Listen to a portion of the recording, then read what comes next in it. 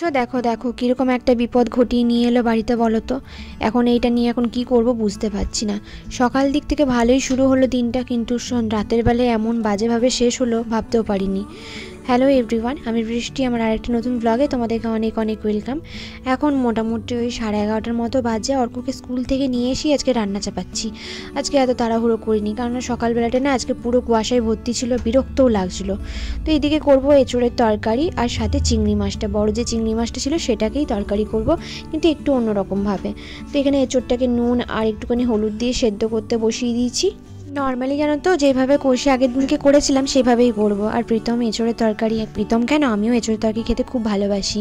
আর এখানে চিংড়ি মাছের জন্য শুকনো লঙ্কা, রসুন, গোটা জিরে, ধনে, আদা, আর এখানে নারকোল নিয়েছি, ওটাকেই শিলে একটুখানি বেটে নেবো। আসলে মিক্সার গ্রাইন্ডার কিনিনি, তো সেই কারণে আর এখন আপাতত কেনারও কোনো প্ল্যান নেই।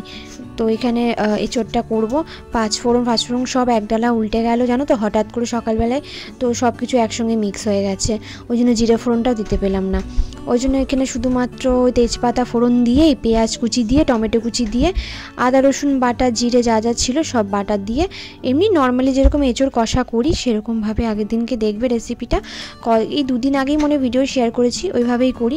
খেতে কিন্তু ভালোই হয় জানো তো। তরকারিতে নুন মিষ্টির পরিমাণ যদি ঠিকঠাক তুমি দিতে পারো, সেই যেইভাবেই রান্না করো না কেন, তোমার রান্নার টেস্ট অপূর্ব আসবেই আসবে। আর এঁচোড়ের তরকারি বেশি কিছু লাগে না, বিশেষ করে শুধু এখন একটুখানি কষাতে হয় ভালো করে, আর নুন মিষ্টির কামাল, একটু ঝাল দিই। হ্যাঁ, নামানোর আগে অবশ্যই একটুখানি ঘি দিয়ে দিই, এতে টেস্টটা আরও বেড়ে যায়। তো এখানে এঁচোড়টা যেহেতু সেদ্ধ করে রেখেছিলাম, মশলাটাকে কষিয়ে, এঁচোড়টাকে ভালো করে কষিয়ে এঁচোড়ের জলটাই দিলাম যেটা সেদ্ধ করেছিলাম। এবার ফুটে আসবে যখন একটুখানি, একটু ঘি দিয়ে নামিয়ে নেবো। এদিকে অর্কর জন্য একটা ডিম সেদ্ধ করতে দিচ্ছি, সে নাকি এখন ডিম সেদ্ধ খাবে, তো তাই জন্য এখন ডিম সেদ্ধ হচ্ছে। আর এদিকে চিংড়ি মাছটা দেখো নুন হলুদ মাখাচ্ছি। আর কত পাগল মন দেখছো, প্লাস্টিকের বাটিটা দেখিনি, ওখানে রেখে দিয়েছি, হালকা একটু গলে গেল। এবার তেল বসিয়েছি, এবার দেখো নুন হলুদ দেখো গলে গেছে, বুঝতে পারছো? আমি এতক্ষণে দেখছি ওমা গলে গেছে, একটুখানি বাটিটা বেঁকে গেছে। তো এখানে নুন হলুদ মাখিয়ে চিংড়ি মাছটাকে একটুখানি ভেজে নিচ্ছি। চিংড়ি মাছ খুব একটা জানো তো ভাজি না, আমি হালকা করে ভাজি, যাতে চিমট মানে রবারের মতো চিমুই যেন না হয়ে যায়, সেই কারণে চিংড়ি মাছটা হালকা করে ভেজে নিলাম। এবার একটা একটা করে তুলে নেবো। চিংড়ি মাছের আমি মালাইকারিটা খুব ভালো বানাই, কিন্তু এই তরকারিটাও বেশ ভালো হয়। যেহেতু শীতের সবজি রয়েছে, মানে শীতের সবজির মধ্যে পেঁয়াজ শাকটা রয়েছিল, পেঁয়াজ কলি দিয়ে আজকে করব। আর মটরশুঁটি দিয়ে আমি করি, কিন্তু আজকে না ভাবছি একটুখানি পেঁয়াজ শাকটা দিয়েও করব। খেতে বেশ ভালোই হয়েছিল জানো তো, ওই জন্য তোমাদের সাথে ভাবলাম রেসিপিটাও শেয়ার করি। তো এখানে পেঁয়াজ শাকটাকে একটু পেঁয়াজ কলিটাকে একটু ভেজে নিলাম। তো তারপর এখানে পেঁয়াজ আর টমেটো দেখো একটু ঘষে রেখেছিলাম, একটুখানি ঘষে রেখে এর মধ্যেই দিয়ে দিলাম। আমি কোনো কিছু ফোড়ন দিইনি, একটুখানি তোমরা চাইলে কালো জিরে ফোড়ন দিতে পারো। আর যে মশলাটা বেটে রেখেছিলাম, নারকোল, রসুন, আদা, শুকনো লঙ্কা, জিরে, ধনে, একটু গরম মশলা সব কিছু দিয়ে ওই মশলাটা বানিয়েছিলাম। এরপর একটুখানি মটরশুঁটি দিয়ে দিলাম, সাথে একটু হলুদ দিয়ে দিলাম, ব্যাস। আবার কি একটু নুন মিষ্টি দেবো। এবার ভালো করে মশলাটাকে কষাতে হবে। এখানে পুরোটাই মশলা কষানোর খেল। তবে হ্যাঁ, একটা কথা কি, এর মধ্যে একটুখানি টক দই দিলেও ভালো লাগে বেশ ব্যাপারটা খেতে, নাহলে একটুখানি টমেটো কেচাপ দিলেও ভালো লাগে। আমি আজকে দিইনি টমেটো কেচাপ দিয়ে দেখবে সত্যি খুব ভালো লাগে চিংড়ি মাছে। একটুখানি এখানে কাঁচা লঙ্কা দিয়ে দিলাম। এবার চিংড়ি মাছগুলো দেবো, তার আগে একটুখানি মিল্ক পাউডার দিলাম। হ্যাঁ, মিল্ক পাউডারটা দেওয়ার কারণ হচ্ছে কাঁচা দুধ দিতে পারো, এতে কিন্তু ভালো হয় মানে এই মশলাটা খেতে ভালো হয়। এবার ভাজা চিংড়িগুলো দিয়ে একটু কষিয়ে নেবো। কষিয়ে নিয়ে একটুখানি জল দিয়ে বেশ গা মাখা যখন হয়ে আসবে নামিয়ে নেবো। তোমরা চাইলে লাস্টে একটু ঘি অ্যাড করতে পারো। আমি আর এর মধ্যে ঘি দিইনি, যেহেতু এঁচোড়ে তরকারিটাতে ঘি দিয়েছিলাম, তো ওই জন্য আর এটাতে ঘি দিইনি। অর্কও খাবে, প্রীতমও খাবে, খুব একটা রিচ করে লাভ নেই, আমিও খুব একটা রিচ এখন খেতে পারি না। তো এখানে চিংড়ি মাছ হয়ে গেছে রেডি, এটাকেও নামিয়ে নেবো। ব্যাস, অর্ককে তারপরে খাইয়ে দেবো, কারণ অনেকটা বেলা হয়ে গেছে। এই কটা রান্না করতে যেন কত বেলা হয়ে গেল, আসলে আজকে গায়ে ওয়াচ ছিল না রান্না বান্না করার জন্য জানো তো। তো এখানে দেখো চিংড়ি মাছটা হয়ে এসছে। এখন হচ্ছে বিকাল টাইম, দুপুরবেলায় খেয়ে দিয়ে না শুয়েছিলাম, কিন্তু ঘুম আসেনি, কেন জানি না ঘুমই আসছিলো না। এদিক ওদিক করে অনেকক্ষণ ধরে ঘুম আসেনি। তো ছাদ থেকে জামা কাপড়গুলো তুলে নিয়ে এলাম, আর অর্ককে এখানে দুধ করে দিলাম। আর অর্ক ঘুমিয়েছে, ওকে একটুখানি ঘুম না পারলে হয় না, অনেক সকালে উঠি তো, ওকেও ওঠাই, আমিও উঠি, তো সেই কারণে ঘুম পাড়িয়ে দিয়েছিলাম একটুখানি। এবার জামা কাপড়গুলো গুছিয়ে দিচ্ছি। জামা কাপড়গুলো গুছিয়ে টুছিয়ে অর্ককে একটু পড়তে বসাবো, কারণ অনেকগুলো হোমওয়ার্ক আছে আর এমনি তো বাড়িতে ওকে নিয়ে একটুখানি পড়তে বসাই। তো এখানে জামা কাপড়গুলো গুছিয়ে নিচ্ছি, গুছিয়ে আর একজন বলেছিল যে একটা আলমারি কিনে নিতে। এখন আমি কিছুই কিনবো না, এখন আস্তে আস্তে করবো, কিন্তু এখন আপাতত কিছু করছি না, কারণ আবার জিনিসগুলো যখন শিফট করব তখন একটু অসুবিধা হবে। সেই কারণে ওই জন্য একবারে যখন কোনো জায়গায় ভালো করে শিফট করব তখনই সব কিছু জিনিসপত্র কিনবো। এখন আপাতত কোনো জিনিস কেনার প্ল্যানিং করিনি। আর এখানে আমি একটুখানি দুধের সাথে বিস্কিট খাচ্ছি, কারণ আমার এমনিতে বিকাল দিক থেকে খিদে পেয়ে গেলে না কী খাবো খুঁজে পায় না, আর প্রীতম না এলে চা খেতে ভালো লাগে না, সেই কারণে একটুখানি দুধের সাথে বিস্কুট খাচ্ছি। আর হঠাৎ করে সন্ধ্যাবেলায় প্রীতম আসবে হলে ভাবলাম একটু পকোড়া বানাই। একটু আলু ঘষে নিয়েছি জানো তো, ঘষানোটা দিয়ে সাথে একটু ধনেপাতা, ক্যাপসিকাম আর পেঁয়াজ, কাঁচা লঙ্কা দিয়েছি, একটু নুন দিলাম, একটু হলুদ দিলাম, একটুখানি এবার বেসন আর চালের গুঁড়ি দিয়ে মাখবো। খেতে কিন্তু খুব ভালো হয়েছিল জানো তো। আলু দিয়েছিলাম, 2টো আলু দিয়েছি, একটা পেঁয়াজ দিয়েছি, একটা ক্যাপসিকাম দিয়েছি, আর সাথে ধনেপাতা, কাঁচা লঙ্কা, আর একটু চালের গুঁড়ি আর বেসন দিলাম, আর নুন হলুদ দিয়েছি। যেহেতু জিরে গুঁড়ো ধনে গুঁড়ো কিছুই ছিল না সেই জন্য দিইনি, তোমরা চাইলে দিতে পারো। এইভাবে বিকালবেলায় না মানে চায়ের জন্য কিছু খেতে না খুব ভাল লাগে। আর এমনি তো বিকালবেলায় প্রীতম এসে না খুব খেতে চাই মুখরোচক জিনিস, ওই জন্য না এইরকম বানিয়ে মাঝে মাঝে রাখি। একটু তেল দিয়ে একদম ছোট ছোট পকোড়া যেরকম হয় পুকুরির মতো ওইভাবে ভেজে নেবো। তো বেশ ভালোই লাগছিলো খেতে জানো তো পকোড়াগুলো। আর একটা আশ্চর্যের ব্যাপার হয়েছে কি জানো তো, আমার হঠাৎ করে বিকাল থেকে মনে হচ্ছিলো যে হ্যাঁ কিছু একটা খাবার বানিয়ে রাখি, কিন্তু আবার প্রীতমও ফোন করে আবার বলছে, মানে বাড়ির সামনে এসে আমাকে বললো যে একটা কিছু বানাতে, কিন্তু তখনকার আমার বানানো হয়ে গেছিলো, মানে পকোড়া টকোড়া এগুলো। বলে না মনের মিল থাকলে বা একটা মনের মিল থাকলে দেখবে তার মনে কি চলছে না চলছে বোঝা যায় জিনিসগুলো।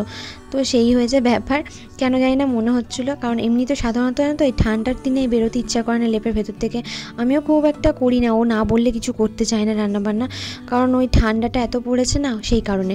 কিন্তু হঠাৎ করে মন হলো যে না ভেজে রাখি, ওরও তো ওর ইচ্ছা করবে বা কিছু, সেই হিসাবে করলাম। দেখলাম ও মা সত্যিকারই ওর ইচ্ছা করছিল, তো ওই আর কি। তো এখানে সব পকোড়াগুলো একটু করে ভেজে নিচ্ছি। আর পকোড়াগুলো না কফির সাথে খেতে যে কি লাগে না, দেখি প্রীতম এলে প্রীতমকে বলবো কফিটা বানাতে। ও না কম মিষ্টি দিয়ে কফিটা খুব ভালোই বানায়, কিন্তু আমার আবার একটু মিষ্টি কফি বেশি ভাল লাগে। চায়ে কম মিষ্টি হোক অসুবিধা নেই, কিন্তু কফিটা হালকা মিষ্টি ভাল লাগে। আবার প্রীতম আবার ব্ল্যাক কফি খায় জানো তো, যেটার মধ্যে কোনো কিছুই না, গরম জলে শুধু কফিটাকে গুলে দেওয়া, একদম বাজে খেতে লাগে। তো এখানে সব পকোড়াগুলো একটা করে ভেজে তুলে নিচ্ছি। আমি একটা টেস্ট করে দেখলাম, খুব ভালো হয়েছে। প্রীতম অফিস থেকে বেরিয়েছে, অফিস থেকে বেরিয়ে ও বাড়ি ঢোকার আগে যদি কিছু বানাতে হয় না, বাড়ি ঢোকার 5 মিনিট আগে আমাকে ফোন করে বলে। আর আমি কেন জানি না বিকাল থেকে আমার মন হচ্ছিল একটুখানি পকোড়া বানাই, তাহলে বেশ সন্ধ্যাবেলা একটু মুড়ি চা খাওয়া হবে।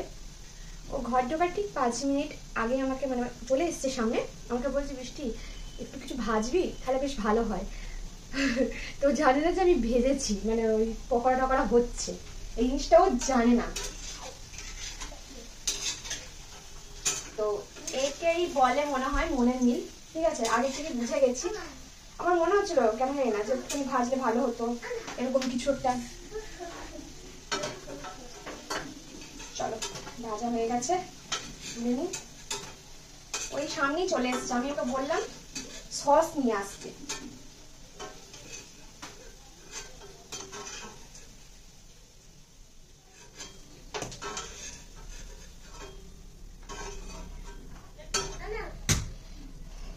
গরম গরম পকোড়া রেডি, দেখো। সারা দিনের মধ্যে এই টাইমটা হচ্ছে আমার কাছে বেস্ট অফ টাইম, কারণ ও এসে পরে এই যে রান্নাঘরে ঢুকে কফি বানায়, আমাদের মধ্যে অনেক কিছু গল্প গুজব করা হয়। তো এই জিনিসটা বেশ ভাল লাগে, এই টাইমটাতে খুব ভাল লাগে, কেন জানি না। সারাদিন পর জানি এসে পরেও আমার জন্য কফিটা অন্তত, বা কফি হোক চা হোক কিছু একটা ও বানাবে। তো পকোড়াগুলো খাওয়ার জন্য একটুখানি ও চাট মশলা নিয়ে এসেছিলো, উপর থেকে ওই একটু ছড়িয়ে দিচ্ছিলাম। আর ও না আজকে চা পাতা দিয়ে তারপরে কফি করছে, মানে চায়ের সাথে কফি কম্বিনেশন হয় না ফ্লেভার, ওরকমভাবে বানাচ্ছে। তো বেশ ভালোই আমি দেখছিলাম আর এখানে গল্প করছিলাম। গল্প বলতে কিছুই না, মাথা ছাতা কিছু না, সারাদিন ও অফিসে কী করলো সেই সব নিয়ে কথাবার্তা হয়, আর আমি সারাদিন কী করলাম সেই নিয়ে কথাবার্তা হয়। এই হলো আমাদের কথার টপিক। আর হয়তো জিজ্ঞেস করে ভিডিওতে কে কী কমেন্ট করেছে, সেগুলো দেখলো, সেগুলো নিয়ে হয়তো কথাবার্তা হলো, এই কমেন্ট করেছে দেখলাম ভালো লেগেছে, বা কিছু নেগেটিভ কমেন্ট এলো সেইটা নিয়েও ডিসকাশন চলে আমাদের মধ্যে, কি ভিডিও বানাবো এইসব নিয়ে ডিসকাশন চলে। এই যে অফিস থেকে এসে কফি কফি আর পকোড়া খাচ্ছ, এটা কেমন ফিলিংস লাগছে একটু বলো। আর এই যে বুঝে গেছি আগের থেকে, সেটা নিয়ে কিছু বলো, যে এই কানেকশন। আমি ফোন করে বললাম তখনই ও তার আগেই করা হয়ে গেছে। হ্যাঁ, এটা কি বলবে, এটা কি বলবে এটার জন্য? বন্ডিং, মনের মিল, ওইখান থেকে এইখানে। এই হলো কফি আর এই হলো পকোড়া। ভেতরে দেখো খেয়ে কি আছে, কেমন হয়েছে? মটন নেই, চিকেন মটন। জিভটা একটু বার করে আমি গরম খুন্তি নিয়ে এসে ছেঁকা দেবো। ইস, তাহলে কেমন, ভালো লাগছে? এখন জলটা গরম করছি, দেখতেই পাচ্ছ। তার কারণ হচ্ছে ওর পায়ে কালকে মনে হয় নখটা একটু বেশি করে চিপে কেটে ফেলেছে, পাটা দিচ্ছে একদম ফুলে গেছে, ব্যথায় চলতে পারছে না। তো ভাবলাম একটুখানি ভালো করে শ্যাক ট্যাক দিয়ে দিই, একটু ভালো হবে। বাব্বাটা এখন পড়তে বসেছে, পড়াচ্ছে। বাবাকে ইয়ে দেবো, দেখি পা, দেখি পা, দেখি পা দাও, পা দাও। কোথায় ফুলেছে দেখো, এই দেখো কেমন ফুলে গেছে পাটা। চলো দিয়ে দিই।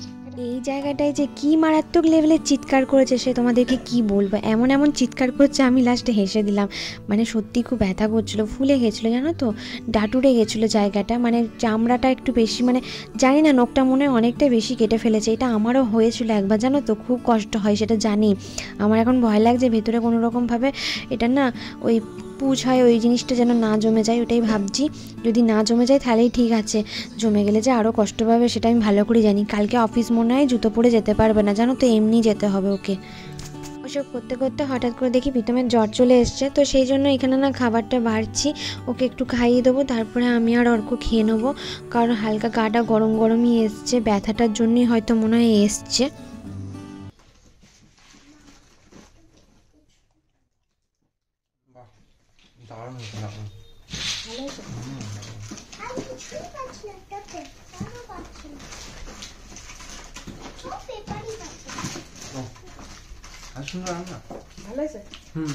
একটু মিষ্টি হয়েছে, শুধু মিষ্টিটা ভালো লাগে, কিন্তু আমি তরকারিতে একদম মিষ্টি খেতে চাই না, এটাই হচ্ছে ব্যাপার।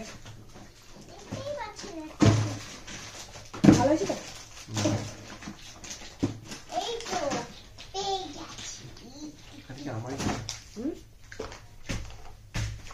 স্পেশাল। পাটাও এতটাই ব্যথা করছে না, হালকা জ্বর জ্বর চলে এসছে। আমি বললাম থাক, আমি খাই দিচ্ছি তোমাকে। আমাকেও খাই দেবো,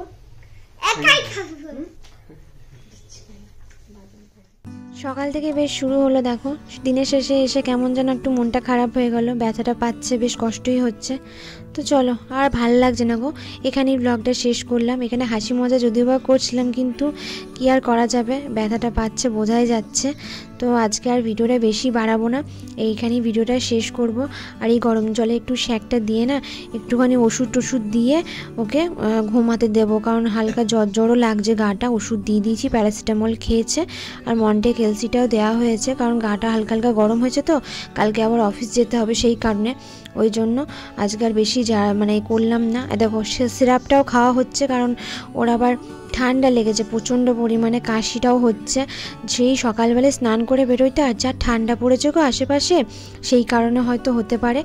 আর এইদিকে আমি নাকটা ডাবা দিয়ে আছি, তার একটা কারণ হচ্ছে জানি না কোথার থেকে একটা পচা পচা গন্ধ আসছে, এত বাজে গন্ধ যে বমি চলে আসবে। তো কি আর করা যাবে। তো চলো আজকে ভিডিওটা এখানেই শেষ করছি, কাল আবার নতুন ভিডিও নিয়ে দেখা হবে। সবাই ভালো থেকো, সুস্থ থেকো, এই ঠান্ডায় নিজেদের খেয়াল রেখো, আর ভিডিওটা ভালো লাগলে লাইক করে দিও। টাটা।